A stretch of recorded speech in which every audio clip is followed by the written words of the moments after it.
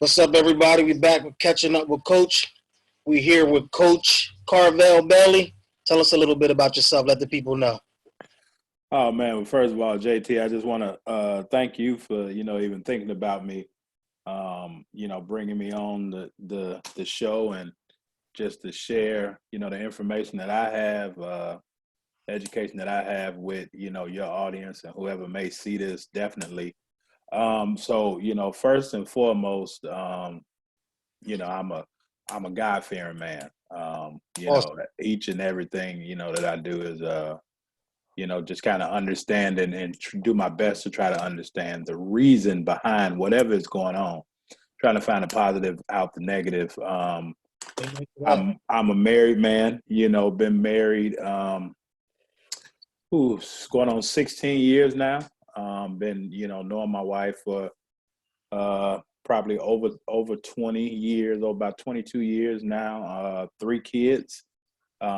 Former teacher, former dean of students, former head college basketball coach as well. So, I've been in the educational as well as coaching profession for 27 years now. So, I'm very, very, very rooted in, what I do, and just with the whole premise and the whole understanding of being able to help our youth expand, and then in helping them expand, you also got to help those people that help them, because when they're out of our hands, they go back to everybody else. So, Exactly. probably about 10 or 15 years into just working with the youth, I'm like, okay, we got to kind of step this up a little bit, and how can we now help those individuals that they spend just as much time with as well. So, that's what I believe, man. So that's, what I am, also, owner and, founder of Bless the Ball Skill Development Academy, Bless the Ball Consulting Group. We help parents of under-recruited or unrecruited student athletes, save money on college by helping them find the right opportunity for their student athlete. We may get into that as well, but and then we are a consultant for schools where we go in and do different social emotional learning programs, character development programs. So kind of everything to just help with the overall development of our future, if that makes sense. Wow, that's awesome stuff, man. That's good stuff, man. Appreciate everything that you're doing, bro.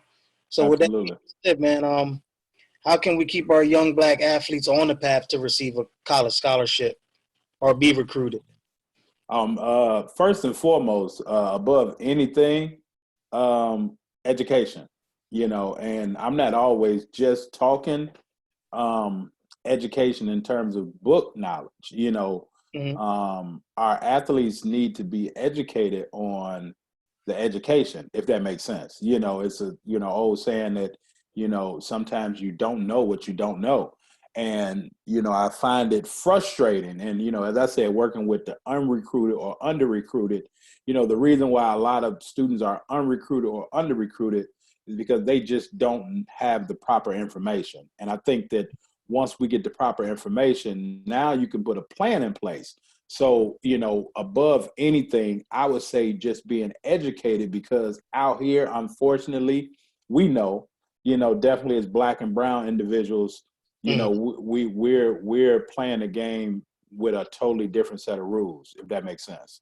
Yep. And so, we may say, okay, these are the rules that we're playing, but it's a whole different set. And we think that the rules that we're playing by is connected to the rules of the actual game. But oftentimes, every time that we learn the rules of the game, the rules change a little bit. Yeah. And so we have to be more educated on, in the business sector, they're called it loopholes, right? Well, how does this happen? How does that happen? Well, it's not necessarily illegal when they're talking about loopholes, but it's just using the rules to your unfair advantage. Does that make sense? Yep. So to be able to educate our youth really on, the rules, and, part of the rules is, being able to effectively communicate. If we can't speak the language of those individuals that set the rules, now we've lost before the game even started, so in the, the educational sector, we call it code switching. Can you go from talking to your friends or your boys and talking about the trap or talking about the hood to now being able to go in and talk to your teacher or the professor and talking about a syllabus or talking about, how can I get this, dissertation done, or, what is a thesis, just all of that. Same way if we're talking with, law enforcement, but to be able to understand and know what are your Miranda rights, what rights do I have? What privileges do I have within these rules? And so as athletes, it's the same way. It's a thing called the transfer portal. Well, there's over 800 students right now currently in the transfer portal. So that means after you've gotten that scholarship, you have to understand what that means. Athletes are just signing a scholarship and want to say, hey, I'm going to play here, or put it on Twitter, put it on Facebook, Instagram, wherever. Hey, I got this offer, I got that offer. But just because they made you an offer, doesn't mean that they'll necessarily sign you. And what I like with what I do now is because I can officially educate. Not that I couldn't officially educate before, but obviously there's only so much that you may be allowed to do or say, because you don't want to, a conflict of interest, so to speak. So as a college head coach, I've probably had more athletes that I sent someplace else or that I didn't take because, one, it wasn't a right fit. And if I knew that I couldn't necessarily give them everything that they needed at that point, if I know that you can offer something better, well, I'm not going to just, stronghold you to stay with me because you have talent. And so that's part of that education. A lot of athletes don't understand that. So now when you sign that binding contract and now the coach is smiling in your living room, but then when you go to first day of practice, now they all in your face or, whatever the case is, the expectations change. So now student athletes like, oh, this ain't what I signed up for, or, they ain't tell me I had to be up at 6 and, it's athletics and academics all day until 9, 10 o'clock. So I don't have no free time. They didn't tell me that I couldn't get a job depending on what level you're on. So all these things, if you don't know, only thing that you know is, hey, I was able to get a scholarship. Well, now after that first year or that second year, you say, hey, I don't want to be here no more. Now I'm going to a transfer portal. And now when you get in the transfer portal, depending on if you're moving laterally, now you got to sit out a year. You know what I'm saying? So just with that whole education, like this is what it really is.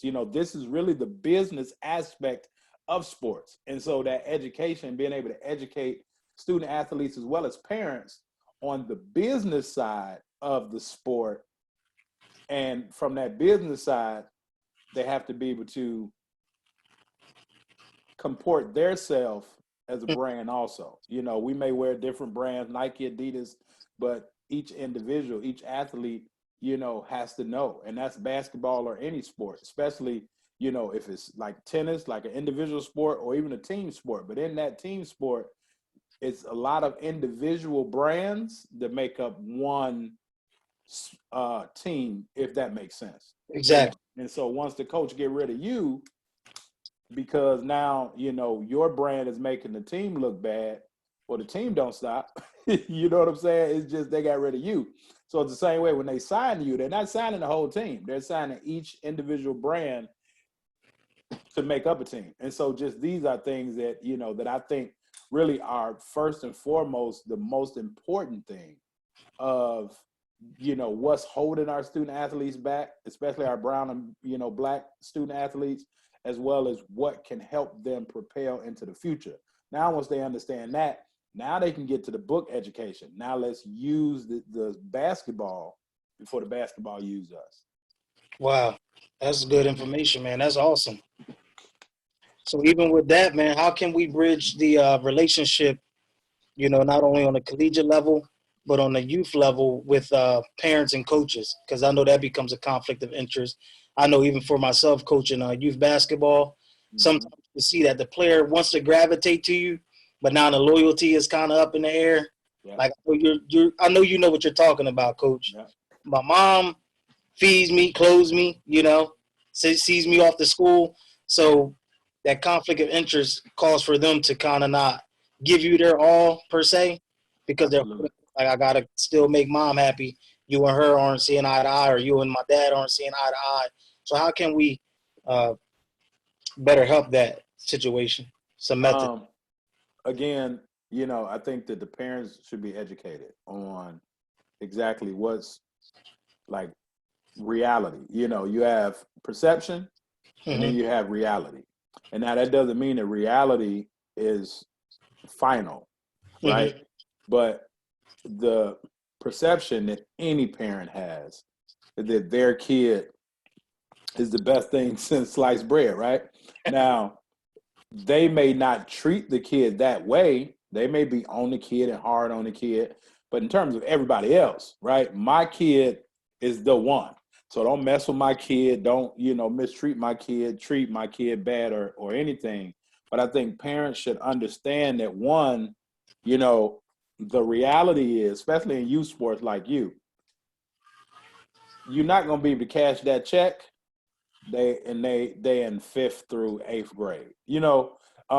Parents have to, and I like to consider myself a straight shooter when it comes to these type of things, but parents have to stop idolizing their kids Mm-hmm. from an athletic standpoint, Exactly. and they have to let the coach, because obviously if you allow for your kid to come with me, at some point you trusted me That's right. with your kid. And so what happened, during that process to where now the trust was broke?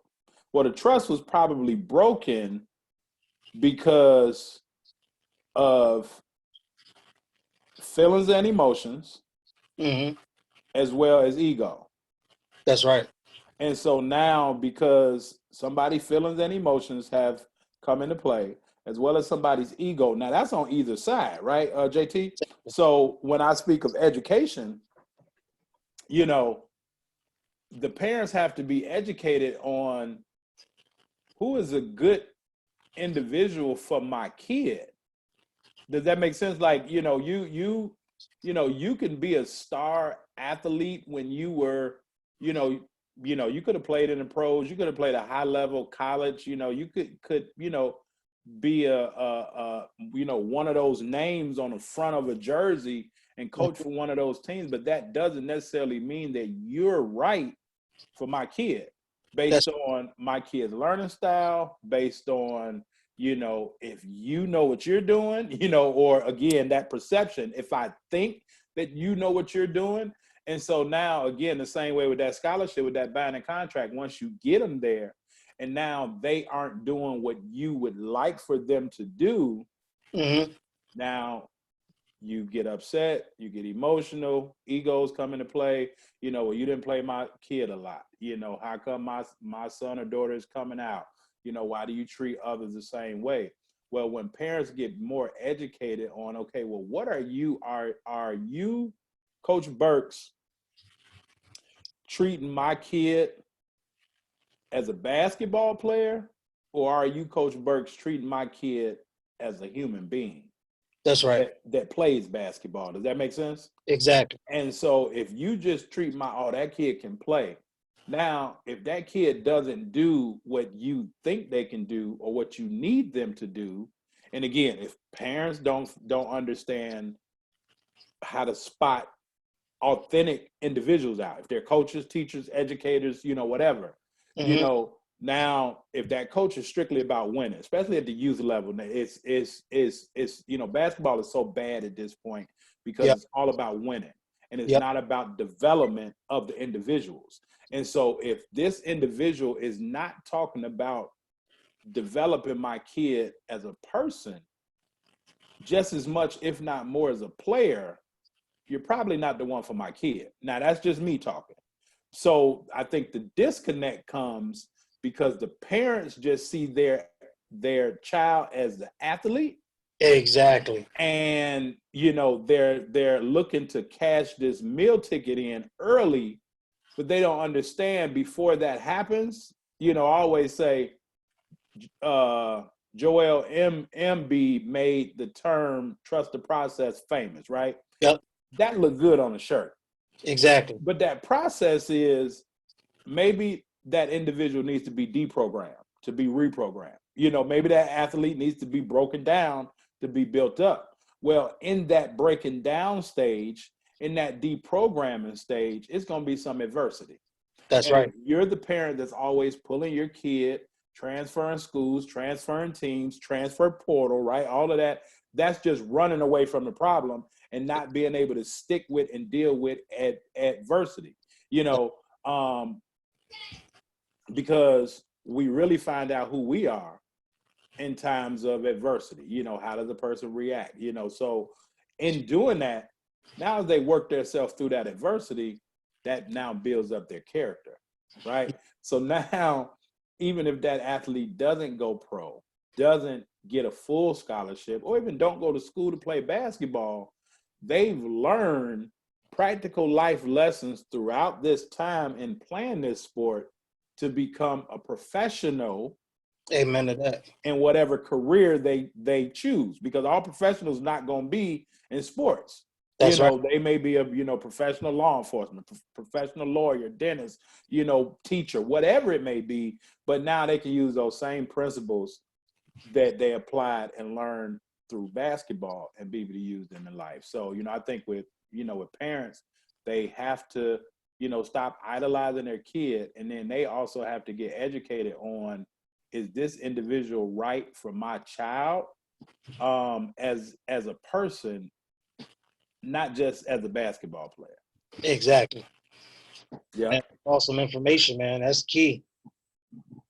So, that's one thing that I like to put an emphasis on, man. Wins and losses is cool, but just like you said, trying to build that character, show absolutely. young men or young ladies and girls basketball, and just getting to see what makes them tick. Because, some kids, they might not necessarily want to go as far as their parents think. Correct. So, and I think sometimes that's the hard part that parents don't understand. Like when you build that coach-player relationship, Yeah. sometimes they may tell you something in confidence, like, coach, I ain't really looking to go as far as my mom or my dad may expect.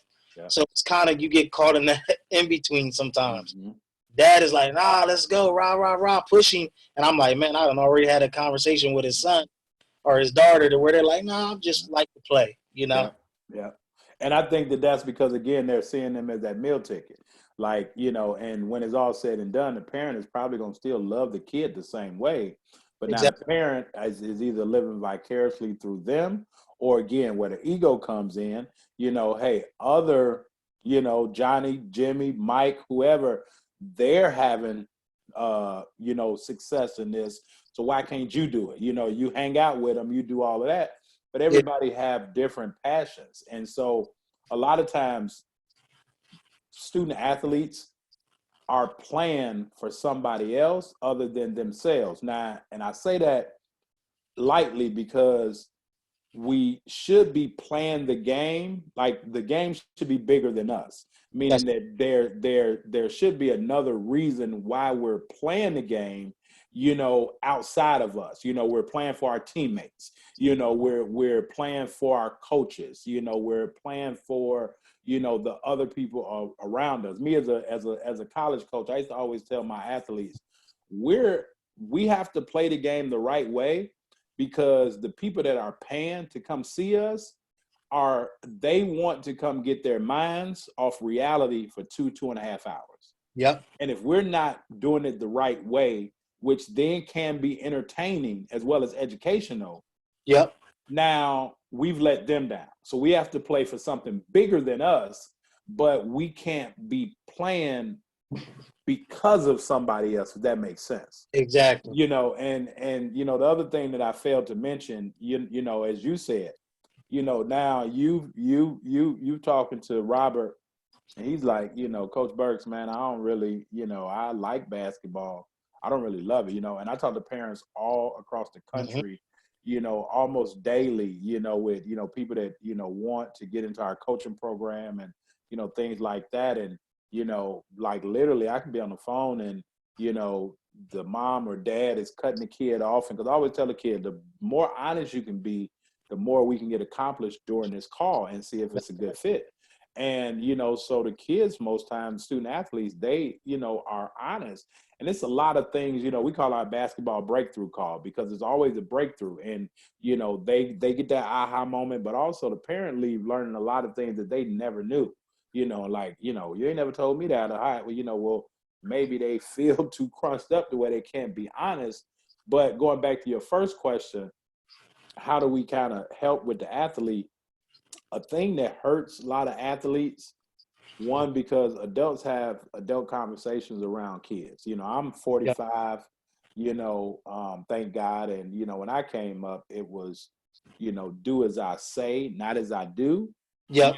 but it was always don't get in grown folks conversation either. You know what I'm saying? Like, but and those grown folks didn't necessarily have certain conversations around me, my brother, my cousins as kids, leave a room, go somewhere else, go upstairs, go downstairs, or heck, go outside, right? You know what I'm saying? And now have those conversations. So a lot of things we were blind and deaf to because we didn't know. But the thing that I think hurts a lot of athletes now is that ride home.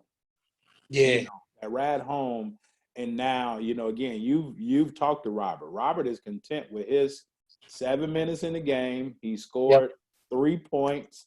His team won. He got the social interaction. He's loving it. He's, satisfied. But now get in the car and Coach Burks don't know how to coach. Coach Burks is this. He treating you like that, Mm. and, why did he play, Timmy so many minutes? Well, Timmy and Robert best friends. So now not only how is Robert going to react to Coach Burks Monday in practice, but how is Robert going to act towards Timmy, who's his best friend, and his parents have like just slandered his character, Yep. as a person. And so now when you do get Robert on Monday and now he's crushed, emotionally, and now you trying to figure out, man, what has happened? So as I said, like after about 10 or 15 years, I'm like, okay, now we got to educate those people, those other people that the kids are around, because they don't understand how that, and even, my daughter first started playing basketball, and she doesn't anymore. She's a much better cheerleader. And Mhm. so she was in the gym with me from, literally birth. And I never pushed her to basketball. When she said she wanted to play, we kind of got into it. I taught her, some things, she, it was about a week before practice. She didn't make it the first year. She made it the next 3 years and played. And, I had to kind of, calm myself too. Cause I'm like, okay, again, as a parent, we want our kids to do what's best. And, and I'm like, hey, don't mess up the brand, cause if they, man, has he a coach and his daughter? Well, look, just have fun. And I had to pull it back a little bit and understand that it wasn't fair to her if I was voicing my opinion about what I thought, but I understood she was just doing it for recreation, Yep. and then it came to that point to where now when high school came and, the high school that she, is at, they're like, big on basketball and, like, Mm. went downstate a few times. And, she was on the team at first. And, at first she's like, well, I just want to do it for, for fun. I'm like, but this school Mhm. is not just about fun, like it's a program. And so, because you aren't willing to put in the work necessary, I'm not going to let you disrespect the game either. So I'd That's rather you go back to your gift and your strength, which is cheer. And mm. that's what she did. And, I used to tell her when she was little, you're going to be the best basketball player on the cheerleading team because everybody going to be like, how come you don't play? But Yep. you do cheer better. And so I had to pump my brakes with that too, because I couldn't force my opinion as a coach or as a parent. You look at my shirt and say best dad ever, right? Like, but I could let my opinion like get on her. And so I had to learn to, I'm like, what do I want my parents of the athletes that I work with do? And so I got to take my own advice. Wow, that's awesome, man. Yeah. That's good stuff, man. Besides the obvious, what is the biggest obstacles you see for black and brown athletes, man? Like, what really holds them back? Is it the streets, man, the gangs, drugs, uh, bad home life, or all the above? Pretty much, you see. Um, Playing both sides.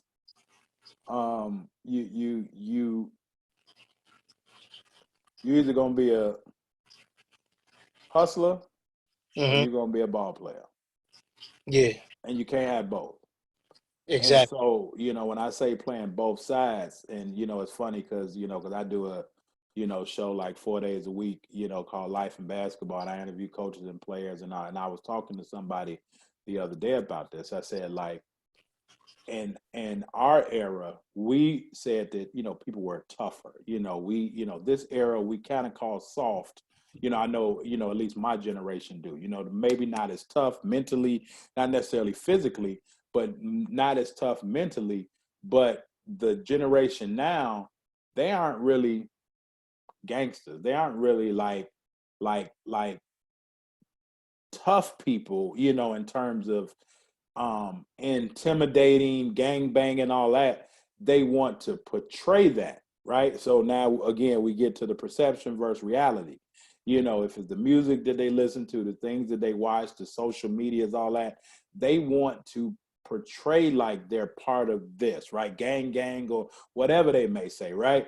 I'm in Chicago, so the terminology may be a little bit different, but they really want to play basketball. But unfortunately, those people that's in the streets are in the streets. And those people that's in the streets, it used to be a time where the athletes were off limits, right? Hey, but it's not like that now. If you're gonna venture into our side of town and our way of life, we're gonna treat you like that if you want to play basketball or not. Exactly. So, I think what happens is athletes try to play both sides. And you can't play both sides because the streets are gonna know. Basketball is gonna know because That's you can't give your all to either one. And if you're giving your all to basketball, well, now you're perceived as a phony because you can put up this front, and yeah, now people like, well, man, how come you ain't coming to this party with us? How come you ain't drinking this drink, smoking this weed, popping these pills, whatever, robbing or stealing, whatever it might be. yep, Well, man, I gotta go to the gym, and it's like, oh man, you soft.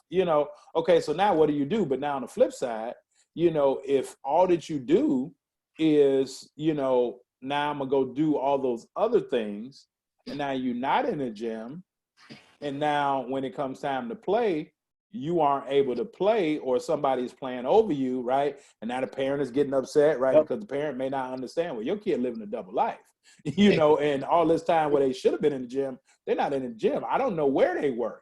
I had 8, 10 people in the gym. Your kid wasn't there, and they're never there because they're at the party or they doing all these other things.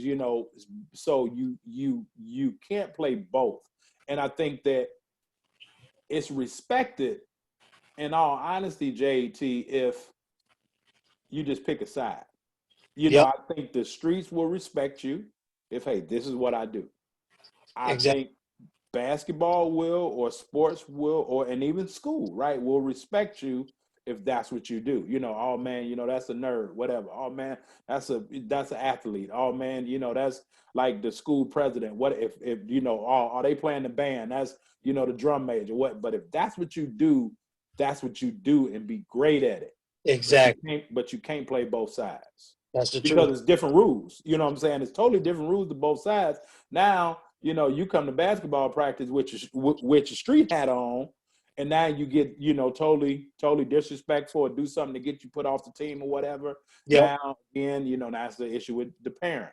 Or on the flip side, now in the streets, and you just thinking about, doing your moves, your air moves, and now you're not on your square, and now the stick up man come running around the corner, and everybody else done ran, but you trying to do your best, basketball impression. Exactly. So you can't do both.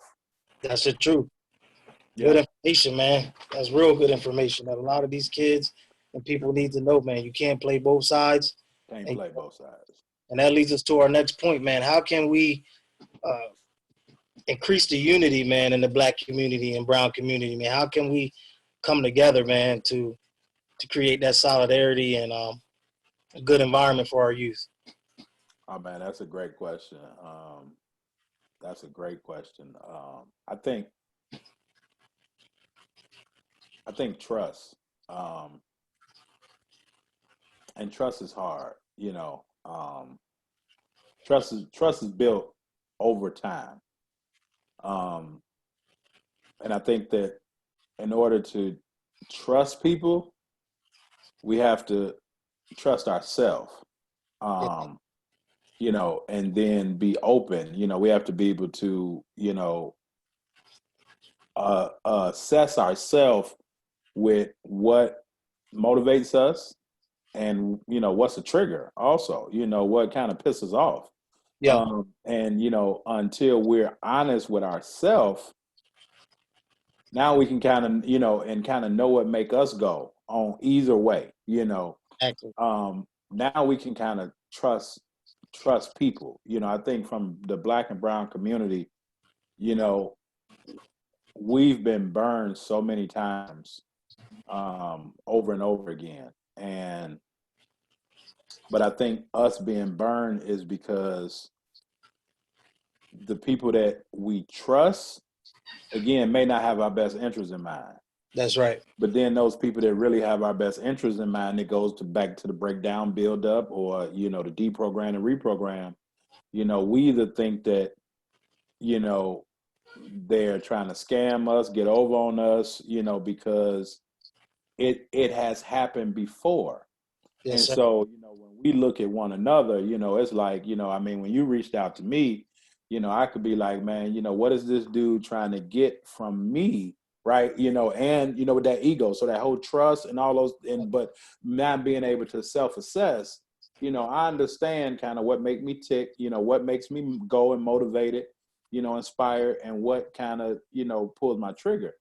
Yeah, But if I can put my ego to the side and say, listen, like, if I offer the same thing to other people, well, what if they looked at me the same way? So now, this is another brother that is doing his best to educate, yeah, the masses. And so what would it take for me move some things around on my schedule, but to be able to now connect with somebody that's attempting to do something positive, and yeah, and now excuse me, we can help out one another, so that whole trust thing is like we're so what's the word that I'm looking for, like we are so afraid that we're gonna miss out, that scarcity, that's the word I'm looking for, like, okay, well, it can't be two people on in the world talking about basketball and life, because they're gonna take away from one or the other. It's yeah, like it's enough out here for everybody to be able to eat, to be able to get educated, and so we have to be able to trust one another. But in order to trust one another, I think that we have to do a better job of identifying, and that's through, effective, communication, as we're doing, but to be able to have those conversations and to be able to now identify how can this be a win-win situation. yeah, Oftentimes it's more of, okay, what I'm gonna get, right? exactly. What am I going to get out of the whole thing? How am I going to look good out of the whole thing, as opposed to how can we accomplish something, Yes, sir. you know, and it don't have to be, okay, well, that means that me and JT for the next 10 years got to be running and doing joint interviews. No, but how can we together, if this interview touches 1 million people, right? Well, that means that for that point in time in which God brought us together, again, that why. It was a reason. And Yeah, so through that effective communication, now can I be able to identify, okay, well, how can this benefit both of us? But more so is now I can identify, is this an individual that's appreciates serving others just as much as I do? exactly. And now if we find out that that's not the case, now we can just go our own way, but that don't mean that I have to dislike you. That don't mean I have to badmouth you. That don't mean I have to discredit you. That just mean that it wasn't a good fit, right? It all goes back to that, being a good fit, but that good fit is, through education too. Sure. So can we start trusting one another a little bit more and knowing that whatever my gift is, can I use that to help you? And, Yep. and whoever you're attempting to help. Whatever your gift is, can you use that to help me and whoever that I'm attempting to help? And now if we all understand that, more of an abundance instead of a scarcity, like, man, oh, man, they're gonna take from me. And we all still, I still have, those thoughts, and think, man, I mean, I want to put this up, I don't want nobody stealing it, or, it was like literally a couple of years ago, like it would frustrate me when I would post something and like I see it on somebody else, and like, man, at least you could have commented, you could have liked it, but then you just like take it as your own, but like now I don't even, it doesn't bother me as much anymore because I'm like, you know what, that's somebody else's personal issue, that's not mine, Yeah. and so I just think that until we can start having meaningful conversations with one another, because really often, especially in the Black and brown community, we're dealing with some of the same perils, some of the same ills, some of the same frustrations, Yep. and that all goes around to the whole financial education and inability, which is a whole different issue, right? But it's all like economical. If it's health, wealth, relationships, right? But all that boils back down to that financial piece.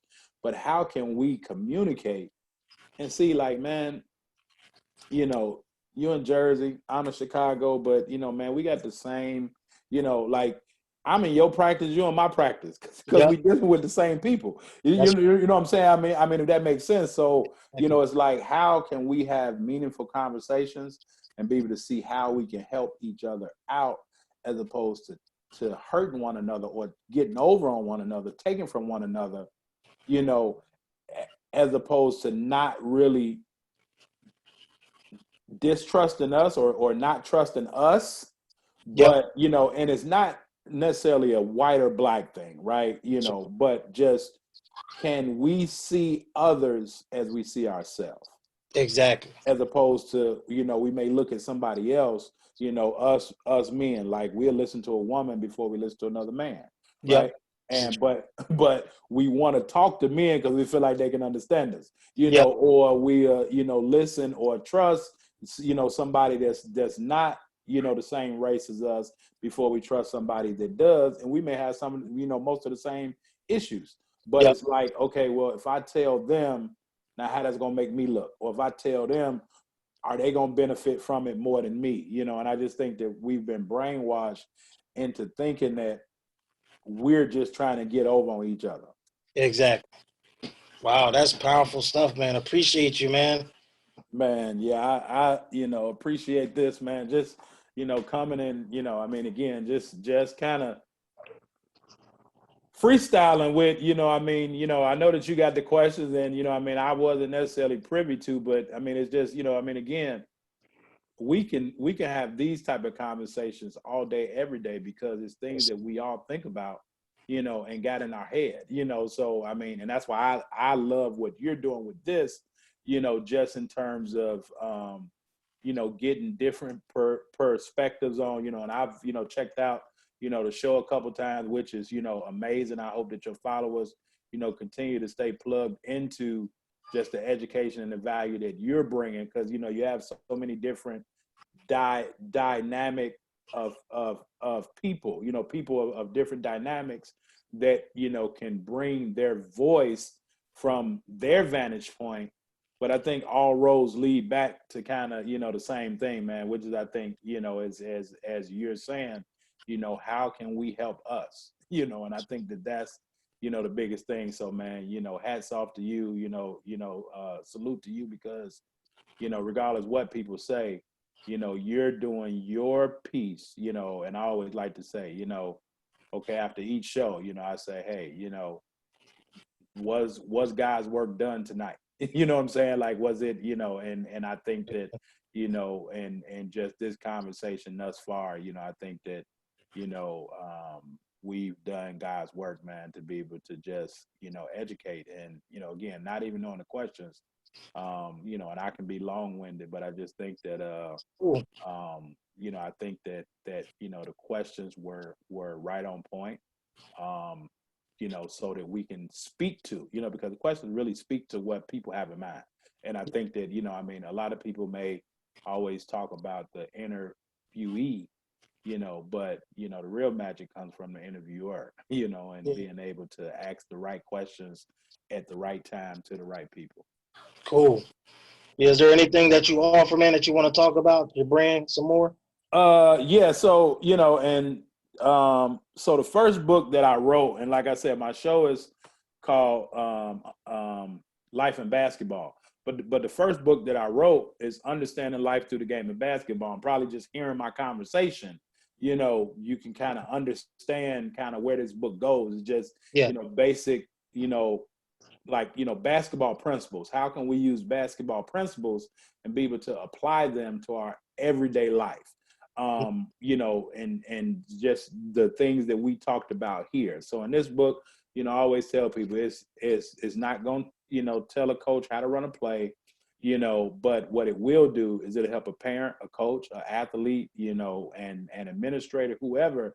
It will help them be a better leader, and, be a leader of one, which is yourself. So now you could be a leader to many. So, I mean, this is what I live by, just understanding life through the game of basketball. And then, I actually wrote, another one that's called Creating the Perfect Storm. And Wow. so this one, coach, is, talking about the development of an individual, the experience of an individual, and then the whole performance that an individual has. And, at this particular time that we're taping, everybody just got done watching over the last 5-6 weeks the Last Dance of the Bulls. Yep. I lived it. I was here throughout the whole thing, and times where Michael Jordan just get into a zone, Yeah. and he can't even explain it, but he was able to put these three together: his experience, his ongoing development, as well as his performance, and put himself in a zone mentally, right? So creating a perfect storm. What can we do? How can we manufacture different thoughts? If it's through, like, meditation, visualization, imagery, how can we put ourselves in a situation before the situation occurs? So now we've seen it before, if that makes sense. Yep. And so, this just breaks down, how an individual can really, really get better from the neck up. So many people think, sports, shut up and dribble. It's just play from the shoulders down, but it really play from the neck up. And this book is basically like the coach that's going to, walk people through just things and just different principles that they can put themselves through, different strategies in which, when they turn it on, if it's in the classroom, if it's out in the streets, whatever, like, how can I mentally lock in to what I need to get done? And so, man, these are my two, this one is my baby, but I think this one is my finest work in terms of really, really getting into the whole mindset, the whole mental aspect of not only sports, but just life, and so, I offer this as well as, these two books in the bundle, as well as the first two seasons of my show, Life in Basketball. So we're on season 4. So, you get both books as well as the first two seasons of my, show, Life in Basketball. And it normally goes, for $67. Anybody that, sends me a email, just from your show, and mention, your name or the title of your show, then they get the $10 off, so they get the whole bundle for $57. Awesome. And a great time to just educate. And then our coaching program, coach, is again, where we help, the parents of those under recruited and unrecruited student athletes. We help them save money on college. We want, all student athletes should be able to leave college with the least amount of debt as possible. Yes, sir. And, especially if you're given to a school or university, all of your time, all of your energy, the last thing that you want to happen is now to be stuck with student loans or parent loans, all those things. But again, the issue comes with not finding the right school, not understanding the process, not necessarily picking, the right school. Schools are, even at this time, coaches are, recruiting more than ever because, they found ways to get, if I can sit and, be able to watch different things, I ain't got to get on a plane, travel, 4 or 5 hours to an event, all of this, no knock against AAU or nothing like that. But, just because your son or daughter plays for a high reputable team and you want to get them exposure and they go to an event and it's 100 coaches in the gym, but it's 20 courts, who says that your son or daughter is going to be playing on the 2 or 3 courts that all the coaches are at, if that makes sense? Exactly. And as well, you want to get your kid exposure, but if they're not ready developmentally and also mentally, physically and mentally, but more so mentally, then you want them to get exposure, but they're probably going to get exposed. Yeah. And so if they only have one shot to be able to, get somebody to evaluate them, what are coaches going to feel and think after that one shot, this kid didn't perform, so it can adversely affect them and hurt them in that way. So with our coaching program, we walk you through not only the recruiting process, but exactly, as a former head coach, on a college level, what college coaches are looking for is not just your athletic ability, but what type of character do you have? What type of person are you? What type of value do you bring? What can you offer us in return for this $40,000-$50,000 a year that we're going to give you? Exactly. And it has to be more than just, your basketball, ability. So, we really start from, the mind and then work our way all the way down. So, with our coaching program, it's a 12-week program, for those that, and I actually have like a free case study video. So anybody again is, watching this, they can go to B2BSDhoopsmastery.com. That's B2BSDhoopsmastery.com. And it's like a free 30-minute case study that, basically explains a little bit more about things that parents can do to put themselves in a better situation, to be able to help their athlete get a scholarship, find the right school, and save more money. And then from that point, if it's something that they know that, hey, I really need this program, for my son or daughter, and, we really need to hire a coach that's going to help them in their overall performance, mentally as well as physically, and know all the rules and the ins and outs to all of this, then at that point, it's a place where they can, schedule a call with me. As I say, we get calls every day, and, we sit down and map out a plan for their athlete. And, then from that point, if we think that it's a good fit, if we think that they're coachable, if we think that the parent is coachable, now we can let them know, okay, what the next steps for them to work with us so that we can implement that plan. But they will get a plan on what we feel is best for that particular athlete after they make, the call. So once they check out the case study video at B2BSDhoopsmastery.com, they had the opportunity to check out, not only the case study, but to make an appointment with us. And, we go from there. And, the last thing that I want to say also is parents have to understand that they're being recruited also, Coach. Wow. It's not just the athlete. So if we talked about that long ride home, but if you're hooping and hollering, cussing the referees out, talking about the coach in the stands, and now I may not have a pad and pen. I might, or you may not even see me, or I may be there looking at another kid, right? Which is a whole nother story. Just because I'm there looking at another kid, I may leave remembering yours, but Exactly. am I going to leave remembering yours, good or bad? And if you're the parent that's complaining, that's arguing, that's fussing, that's, boisterous and loudmouth in the crowd, Mm-hmm. I'm probably not going to want to deal with you for 4 years. Wow. And it has nothing to do with your athlete. Does that make sense? So your athlete can be a 5-star, recruit.